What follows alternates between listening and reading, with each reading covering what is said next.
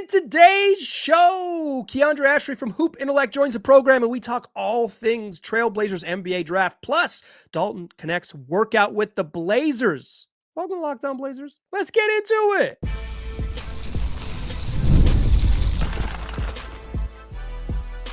You are Locked On Trailblazers, your daily Portland Trailblazers podcast, part of the Locked On Podcast Network. Your team every day. What's up, world? It's your past first point guard and Trailblazers reporter, Mike Richmond. You are listening to another episode of Locked On Blazers, part of the Locked On Podcast Network, available wherever you get podcasts and also on YouTube. Thanks for making this show your first listen, coming at you each and every weekday, Monday through Friday. So make it a part of your daily routine. Make it your first listen. Tell your friends to do the same. In today's episode, a very fun one. Returning to the program, friend of the show and a true hoop head. You know him from Hoop Intellect on YouTube. It's Keandre Ashley. Keandre, how you doing, man? I'm doing good. Appreciate you having me on once again. Yeah, we're happy to have you back. You are this time of year for me, for someone who's not as plugged in. Like, yeah, you're doing it year round. I am a true casual. It's like April. I'm like, okay, time to draft. I'm getting in April and then really plugging in June. But your YouTube channel is just a fantastic resource, a deep dive on prospects. You have big boards, you got mock drafts. I learn more from you this time of year than maybe anyone else on the internet. So I'm super, super excited to have you back here. In today's show, I want to talk about Dalton Knecht. He worked out for the Blazers today in a solo workout.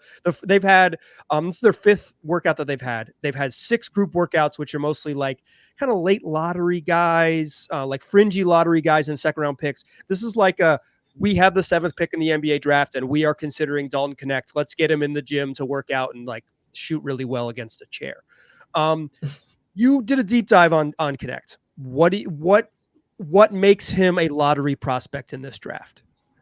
Yeah, so Knecht had an unbelievable season this year at Tennessee, being that kind of late bloomer guy transferring from Northern Colorado and really just taking the entire SEC by storm. And I think the first thing that he brings to the table is obviously the shooting.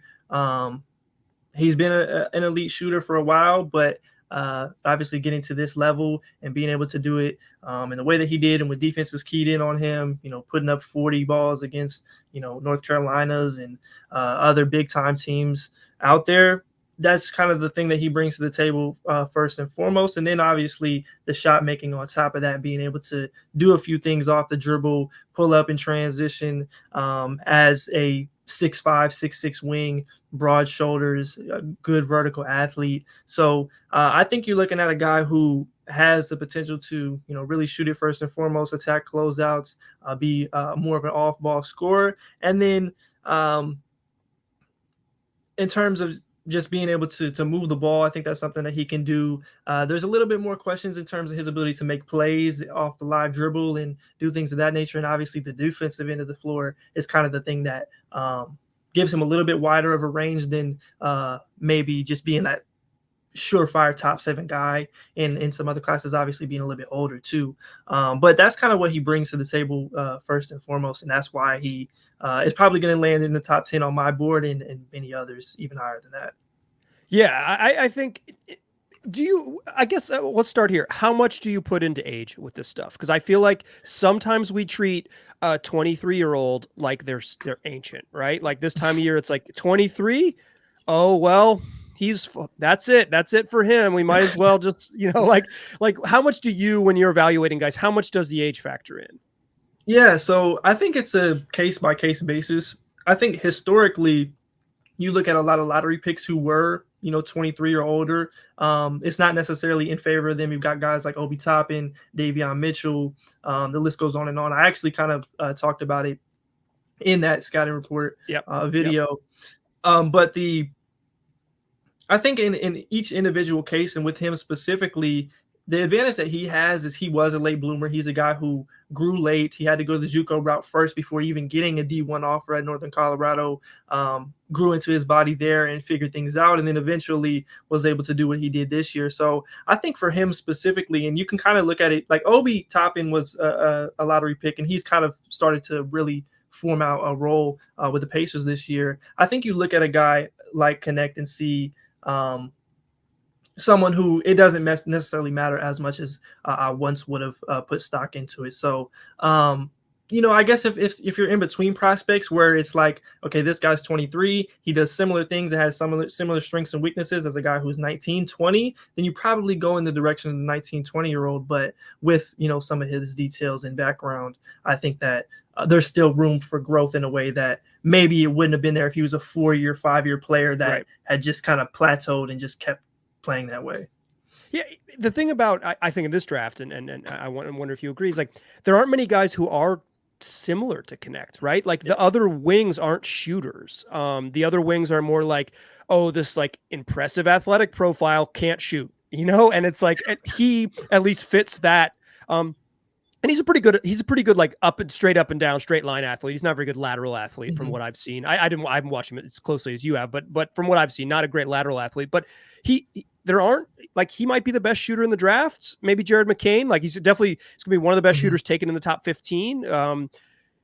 I wonder if that could change things. What position do you think he is? He measures 6'5" barefoot at the combine. He doesn't have a super long wingspan, 6'9". I mean, it's not like he has little T-Rex arms, but he's not super long there. What position do you see him playing? Yeah, I see him playing most easily in that 2 or 3 range. It's going to depend on a night-to-night basis who he guards. And obviously, there are some concerns there in his foot speed, but I think once he gets into an NBA organization and has kind of a point of emphasis on the defensive end of the floor in a way that hasn't been there, obviously Tennessee, that's kind of the reason he went to Tennessee, was to improve defensively. But they were like, okay, excuse me, we need you to score 40 points for us to have a chance each night, right? And he was carrying the team. So I think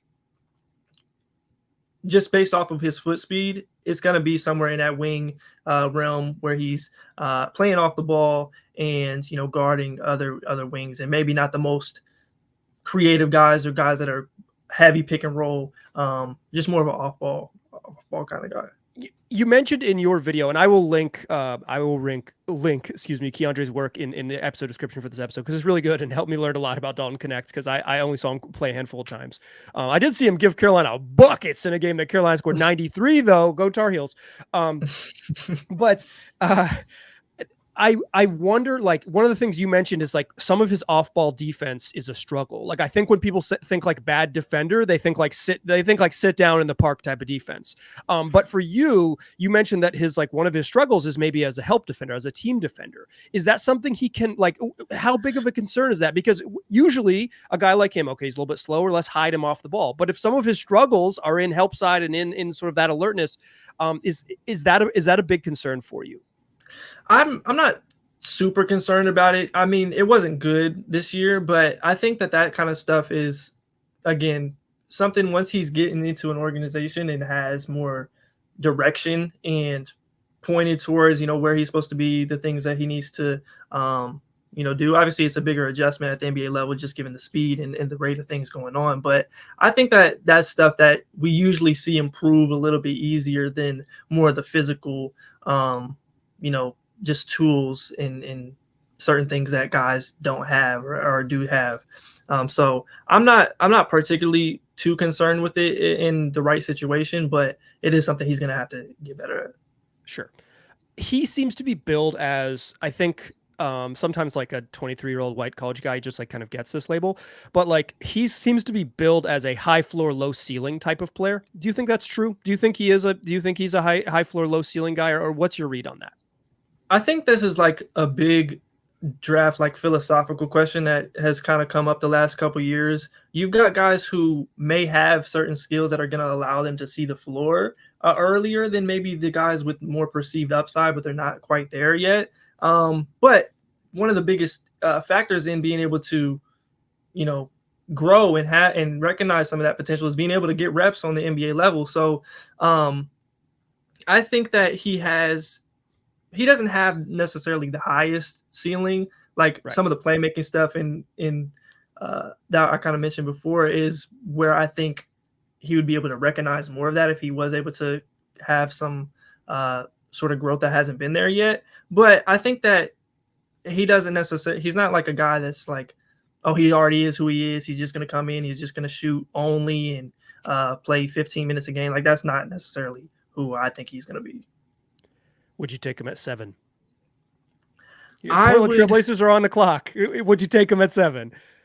I would consider him, but the way that things are going right now, I think that there's probably going to end up being an option that I would rather have above him. So obviously, this is all hypothetical. Right. This is Friday, June 7th show. We're recording this, 20 days before the draft. So we're far out there. But so, okay. Give me a scenario, right? Like the Blazers are on the clock at 7. What are some names that you would say, okay, I like this better? What are some names that would sort of push you that are gone that would push you towards Knecht?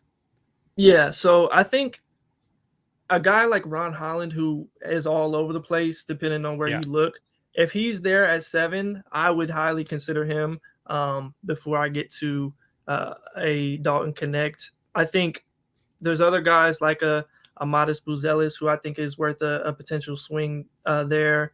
You've got a Stephon Castle, who is a little bit in that same range as well. I think I would definitely consider him quite a bit there as well. And then Donovan Clingan, I think that's another one that there's a lot of noise around for the Blazers, especially with them already having Ayton in the kind of the direction of the team if they were to go big. But I think he's someone I would consider there as well. Probably more in the same general range as Knecht. I think it's a little bit easier just long-term fitting him into the team, Clingan, because he doesn't overlap as much with the backcourt guys. But that's kind of where I would look at things. Yeah, it's like at 3 in like the sort of perfect version of the Blazers. Do you want like a guy whose weaknesses are like maybe not a great team defender and maybe not a great passer? I think that is an issue.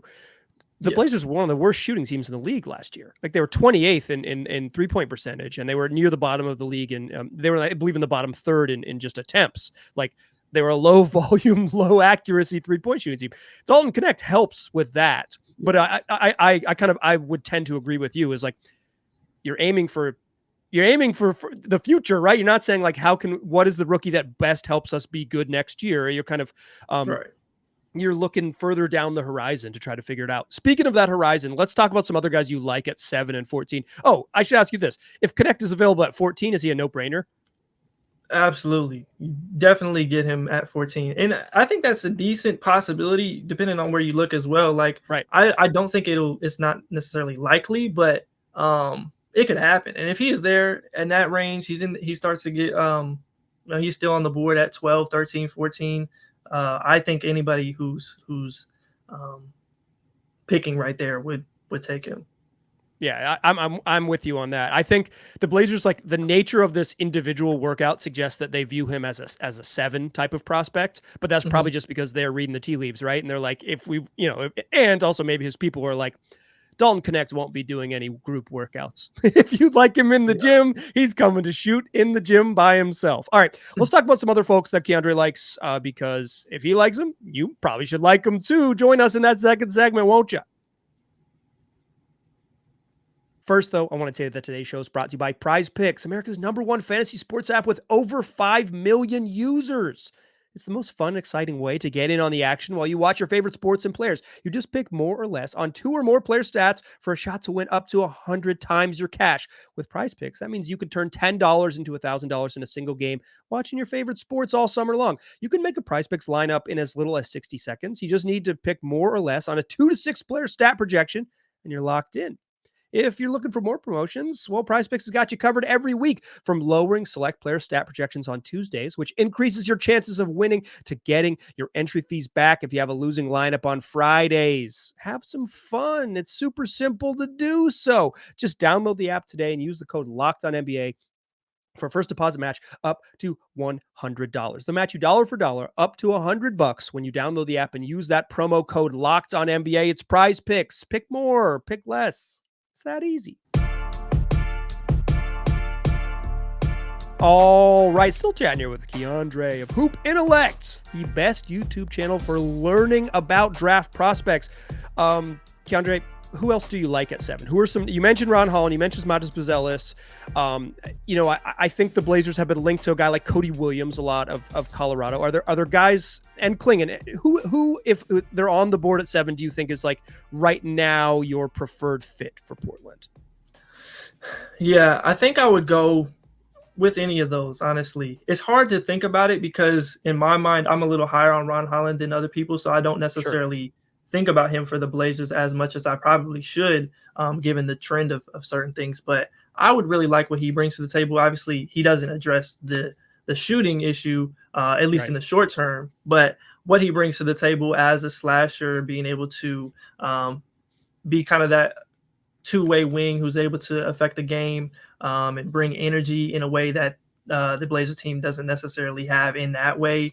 I think that I would really like him on the wing as a long-term piece there, and somebody who can give you some real size at the 3 spot and potentially be able to play the 4 more down the line. So he'd be somebody I'd definitely be interested in. You mentioned Cody Williams. I would rather have him as a 14 type of pick.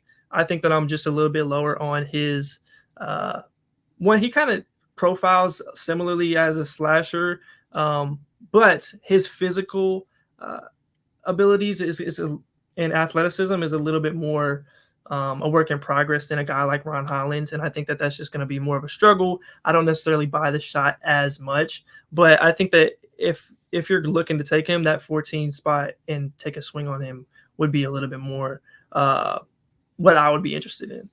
Sure. And Holland you see Holland drop, but you rarely see him drop all the way to 14. So that's one that like just on mocks now we're like, a few weeks out and the plugged in people typically have, I feel like you see Holland in that 6 through 10 range. But Williams is someone who is occasionally a little bit deeper back. You mentioned the physicality. Like I think he weighed at the combine like 168 pounds. Like that's skinny. And I think that will, obviously you fill out as you get older and you say like, okay, well, what if you add 25 pounds to this dude's frame and all of a sudden he's 24? Like, what does he look like? The shooting though, he like theoretically, Cody Williams is like a shooter, but he took 43s in college. 41, I believe, is the total number of threes. Like, just not. Why are you hesitant on the shot? Like, what is it? Just the volume, or is there some physical stuff that you've seen too? Yeah, it's the volume. It's sort of some mechanics in his shooting motion, in the way that he's a little bit more. I don't know what you want to technical. He kind of winds up certain things. Sure. And in addition to that, he hasn't been much of a pull-up threat ever in his entire career, going back to high school. It's just not something that he does fluidly well. So beyond the shooting or beyond the slashing and being able to get to the bucket and his great touch, I just don't know if he's going to be able to do it at the NBA level within the first 3 years. I think it's going to be really tough for him. I think the big, also when you look at his handle and his ability to just do more than go in straight lines, I think a lot of his projection is based off of what his brother had done in his progression at Santa Clara, but I just don't necessarily buy the other pieces of his game. And I want to like him a little bit more because he is the wing. He's long. He's able to defend in a couple spots, make smart plays, doesn't make a ton of mistakes. Obviously, like you said, he shot over 40%, but it was low volume. So I just a little bit more skeptical. The last thing I want to ask you about is Klingon. It seems like everyone keeps saying like Klingon is in play for one of the top 3 picks, but really they just mean 3. It's like to me they just continuously mean 3, right? Like they're saying maybe Atlanta, maybe Washington, and then every mock is Reese Haché and Sarr, right? Like, and then it's 3 is like, if Houston wants him or if Houston trades out, he could go there. But if not, a lot of teams in those 4 through 6 picks, those are teams that rarely are mock taking a guard. Like the Pistons probably are taking a center, right? The Pistons are probably unlikely to take a big. They've got a lot of young bigs on the roster as is. They've been collecting centers for years. So if Klingon were to fall past 3, the Blazers seemed like a fairly reasonable landing spot for him. What are your thoughts on Klingon, just as a prospect and then maybe as a fit as well? Yeah, so Klingon is, especially with the impact that Derek Lively has had as a rookie, Klingon, his appeal has only grown as another guy who shows up very highly on all the defensive metrics. Obviously, played on a two-time national title team in Right. UConn, but was the anchor of those teams. He's 7'3", he's able to block shots. He deters even more shots than that. Good on the defensive glass, somebody who projects well as a screener, and somebody who can finish plays around the rim, has good hands. So that's kind of the gist of what he brings to the table as an anchor big who is going to be able to finish plays off of more stars and make some plays out of the short roll, high post, some delay action, things of that nature. So that's kind of the gist of what he brings to the table. And then in terms of fit for the Blazers, and I've thought about this too when I was doing the mock and thinking about where I would necessarily want to pick him at.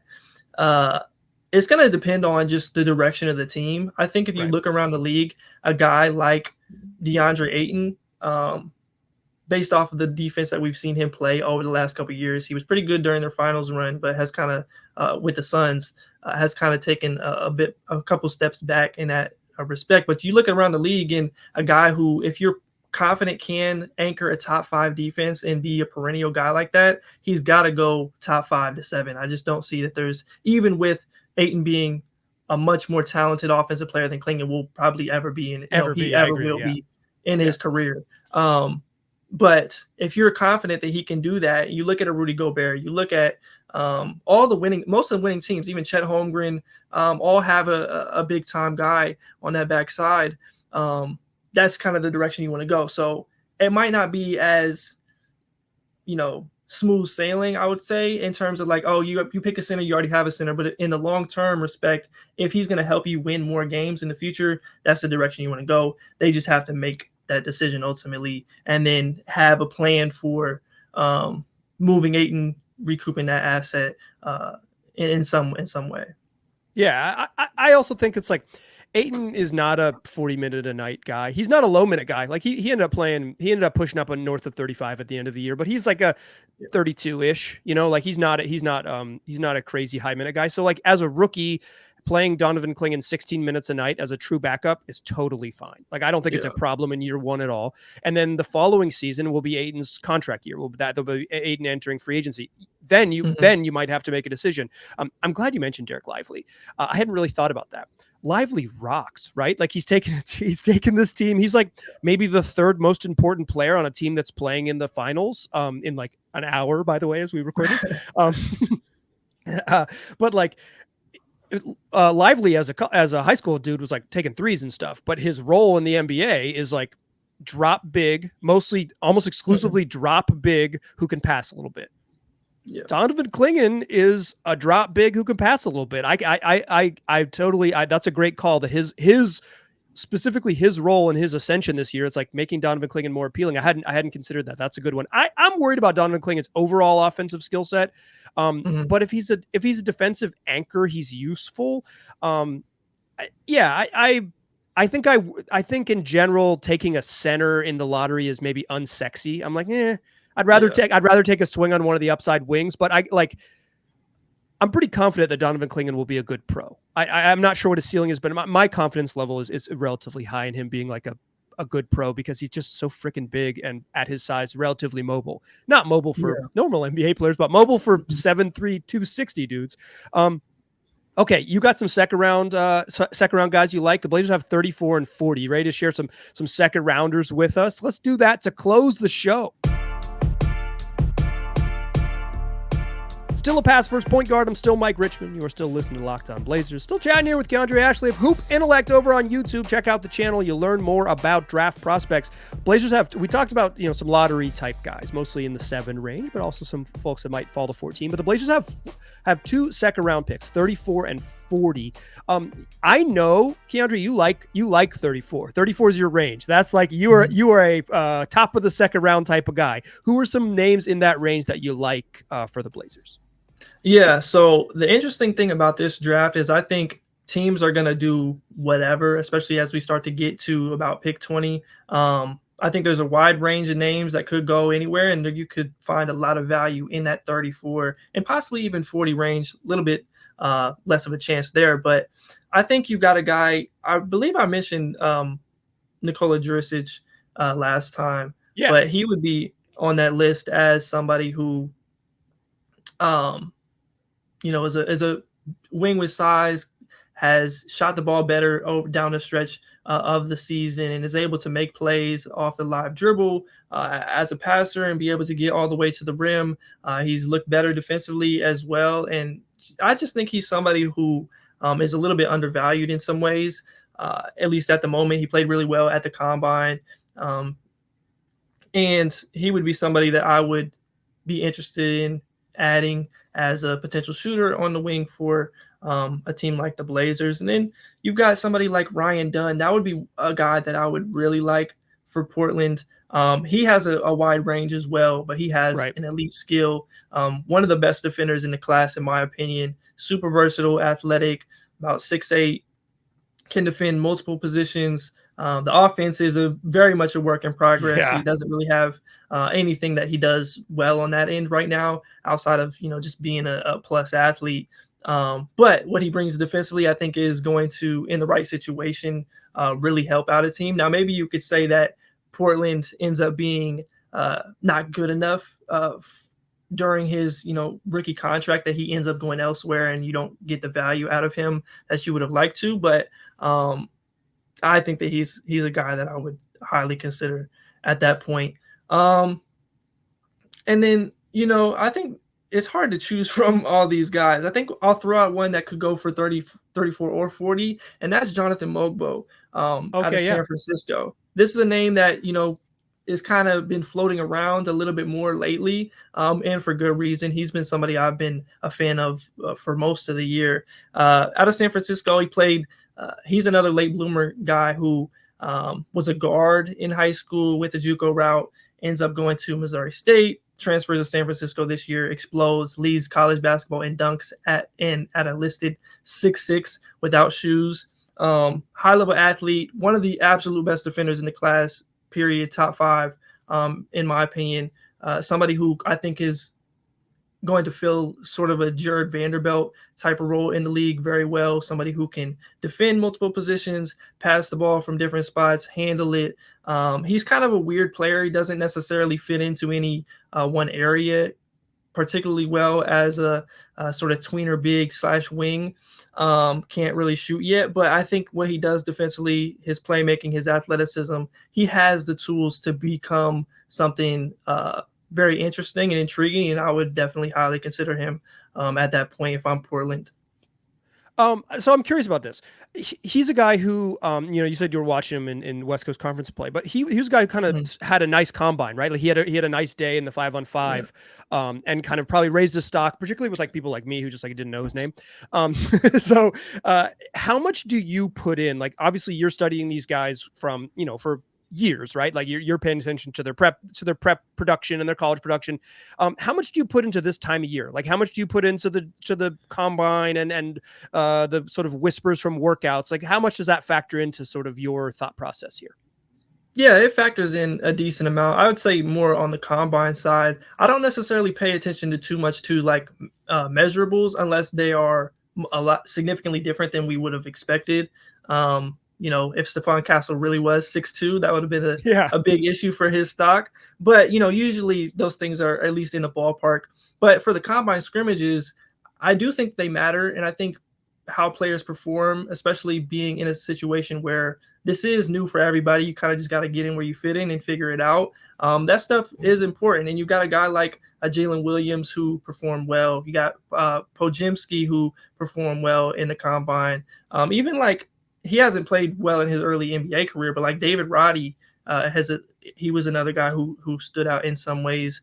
But I do think it matters to an extent. I just kind of build it into the sample that we've already seen and kind of take whatever's new and whatever they do great from that. Yeah, I tend to lean the same way. I probably don't have the same breadth of knowledge of all the prospects that you do, but one thing I don't ever care about is when they're like, he shot it really well in the workout. Okay. Yeah. Nice. I love that. It's like yeah, a lot of these dudes are pretty talented. Like, especially a guy who like can't shoot, quote unquote, and they're like, oh, he shot it really well in the workout. It's like, yeah, man. Like, I bet he does practice at a high level. Like, these are good. Yeah. You're talking about the best players in the world. Like, take the bigger sample. Like, take always with these guys, take the bigger sample. If they've played 2 years in college, like whatever you got there, 150 attempts is going to be way more meaningful than an afternoon in the gym. So, I tend to this time of year, if I hear any information about a workout, I'm like, nope, that means I can't let that mean anything to me. I have to resist. I have to. Yeah. I would say definitely more on the workout side, because even like Derek Lively shooting the ball really well in workouts, that's not a guarantee that he's going to shoot it in the NBA. Obviously, he hasn't now. Maybe he does down the line, but that doesn't necessarily, unless they're like completely changing their form in certain ways. Like if Lonzo Ball would have went immediately from the way that he shot in college and pre UCLA to the way that he shot in New Orleans, that would be a big subject, and you'd be like, okay, he really shot it well. But most other times, it's not really a lot to put a lot of stock in. Yeah. I hear you. What do you got coming up? If folks are looking for you, obviously they can go to Hoop Intellect on YouTube. What do you got in the hopper for us? What's coming down the line? Yeah, so a lot of prospect scouting videos coming up every other day, pretty much from now on. And then we've got a big board coming up as well, so updating some things on that. A lot of big changes. Look into some of the tiers that I've put into the guys in this class now, especially with everybody that was testing the waters, going back and internationally kind of making those decisions as well. So that's all coming up on the channel real soon. Yeah. Listen, I've probably said it a bunch during the show, and now you're 30 minutes in and you've listened to Keandre and you know that he's smart. So let me just tell you, Hoop Intellect is the best resource for learning about prospects.